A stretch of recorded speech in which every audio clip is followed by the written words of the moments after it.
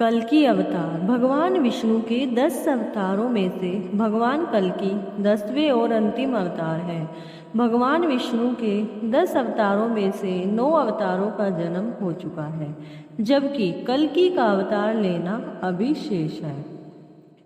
कल्कि अवतार की कथा का वर्णन विभिन्न हिंदू धर्म ग्रंथों में मिलता है। उसमें प्रमुख है श्रीमद् भागवत गीता, विष्णु पुराण, हरिवंश पुराण, भागवत पुराण, कल्कि पुराण और गीत गोविंद इत्यादि। कल्कि का सामान्य अर्थ है सफेद घोड़ा, काला युग, अनंत काल। ऐसी मान्यता है कि कलयुग में जब अधर्म अपनी चरम सीमा पर पहुंच जाएगा, तब भगवान विष्णु कल्कि का अवतार धारण करेंगे और धर्म युग की स्थापना करेंगे।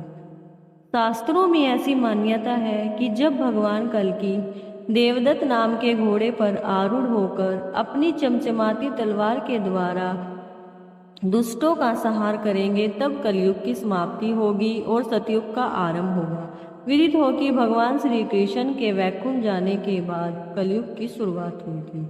कल्कि पुराण में वर्णित कथा के अनुसार जब कलयुग में धर्म की हानि अपने चरम पर पहुंच गई, तो देवतागण परेशान हो गए। दुखी होकर सभी देवता ब्रह्मा जी के पास गए। ब्रह्मा जी उन सभी देवताओं को लेकर भगवान विष्णु के पास गए और उन्होंने देवताओं के दुख की गाथा कही।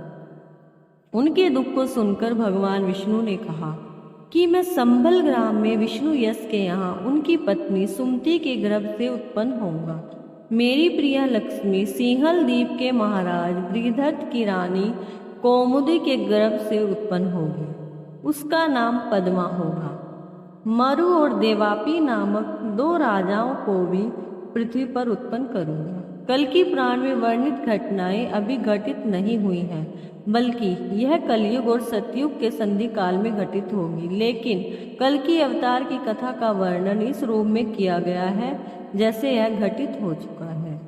श्रीमद् भागवत महापुराण के 12वें स्कंद में भगवान कल्कि के संबंध में कहा गया है कि संबल ग्राम में विष्णु यश नाम के एक ब्राह्मण होंगे। उनका हृदय बड़ा उदार और भगवत भक्ति पूर्ण होगा। उन्हीं के घर कल्कि भगवान अवतार ग्रहण करेंगे।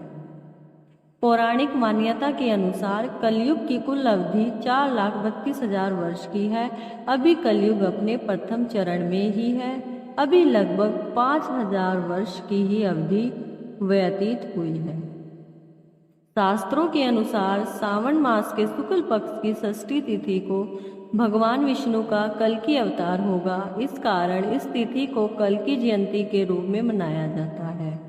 इस दिन गुरु, सूर्य और चंद्रमा एक साथ पुष्य नक्षत्र में होंगे।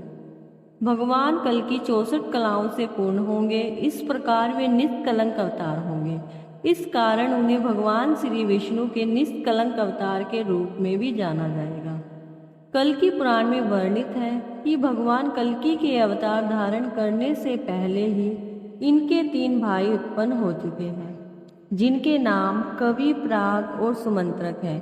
कृष्ण जन्म के समान ही कल्कि के जन्म लेने पर वसुंधरा से दुग्ध सुता की धारा प्रवाहित होने लगी।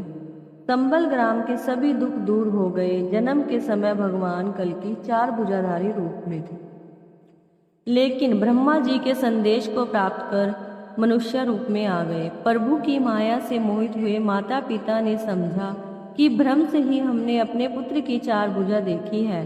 भगवान के शिशु रूप का दर्शन करने के लिए परशुराम, कृपाचार्य, वेद व्यास, द्रोणाचार्य के पुत्र अश्वत्थामा भिक्षुक वेश में वहां पधारे।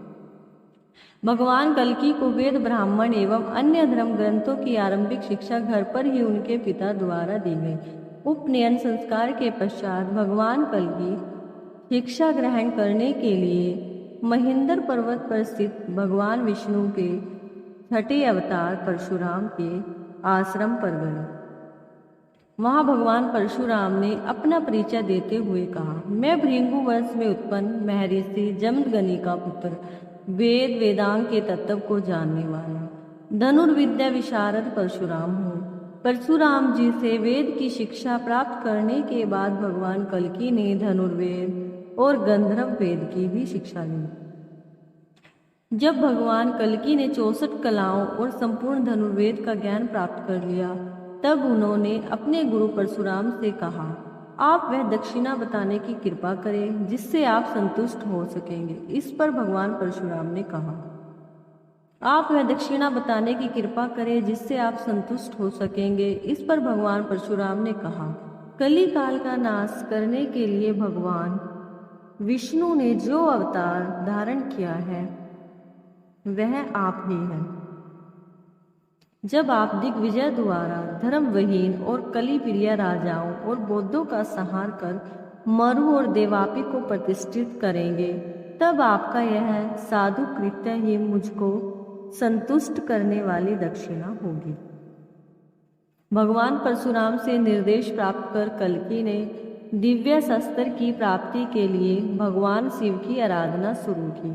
उनकी आराधना से प्रसन्न होकर भगवान शिव ने कहा कि आप अपना इच्छित वर मांगे। भगवान शिव ने कल्कि को शीघ्रगामी अनेक रूपधारी गरुड़ अश्व युक्त सर्वग सुख प्रदान किया।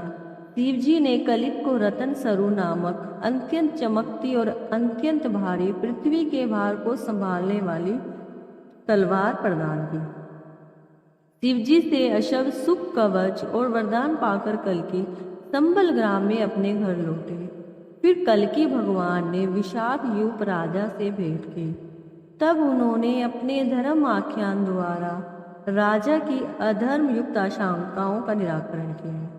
शस्त्र और शास्त्र की शिक्षा के माध्यम से भगवान कलिक ने कलयुग के दोषों को नष्ट किया एवं धर्म की स्थापना की। तत्पश्चात सभी वर्ण अपने अपने धर्म में तत्पर हुए तथा राजा भी प्रजा पालक पवित्र मन वाले और धार्मिक हुए। भगवान कल्कि का विवाह सिंहल द्वीप के राजा वृत्ररथ की रानी कौमुदी के गर्भ से उत्पन्न पुत्री पद्मा से हुआ। पद्मा का वर्णन करते हुए कल्कि पुराण में कहा गया है कि इस श्रेष्ठ मुख वाली, सुंदर चरित्र वाली, कामदेव को भी मोहित करने वाली उस कन्या की समानता संसार में कोई नहीं कर सकता। भगवान कल्कि की पत्नी पद्मा के गर्भ से जय और विजय नामक 2 पुत्र उत्पन्न हुए। यह दोनों महाबली तीनों लोकों में प्रसिद्ध हुए। विवाह के पश्चात भगवान कल्कि दिग्विजय के लिए अपनी सेना सहित कीकटपुर की ओर प्रस्थान कर गए। अत्यंत विस्तार वाला कीकटपुर बौद्धों का निवास स्थान था। यहाँ रहने वाले लोग वैदिक धर्म तथा देवता और पितरों के अर्चन से हीन और परलोक को न मानने वाले थे। यहाँ भगवान कल्कि ने जिन एवं बौद्धों को परास्त किया, सुदोधन और उनकी पत्नी माया का वर्णन भी इस युद्ध के दौरान कल्कि पुराण में किया गया है।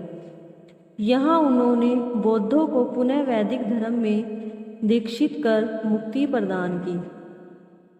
इसके पश्चात भगवान कल्कि हिमालय की ओर बढ़े। वहां उन्होंने कुथोद्री नाम की राक्षसी एवं उसके 5 वर्षीय पुत्र कीकज का वध किया। कल्कि पुराण में भगवान कल्कि के हरिद्वार में मुनियों से मिलने का वर्णन भी है। इस पुराण में सूर्यवंश एवं चंद्रवंश का वर्णन किया गया है तथा सूर्यवंश के प्रसंग में भगवान श्री राम के चरित्र का वर्णन किया गया है। इसमें सूर्यवंश के मरु और देवापी का युद्ध के लिए आगमन, अत्यंत विकराल कोक विकोक का वध, कल्कि भगवान की भल्लाट नगर यात्रा, सय्याकरण आदि से युद्ध, शशि ध्वज, कल्कि जी का संग्राम और सुसाता द्वारा भक्ति एवं कीर्तन की कथा कही गई है। इसमें भगवान कल्कि के रमा से विवाह का प्रसंग भी आया है। इन क्रियाओं के निष्पादन के बाद भगवान कल्कि वैकुंठ गमन कर जाते हैं। जय कल्कि भगवान की।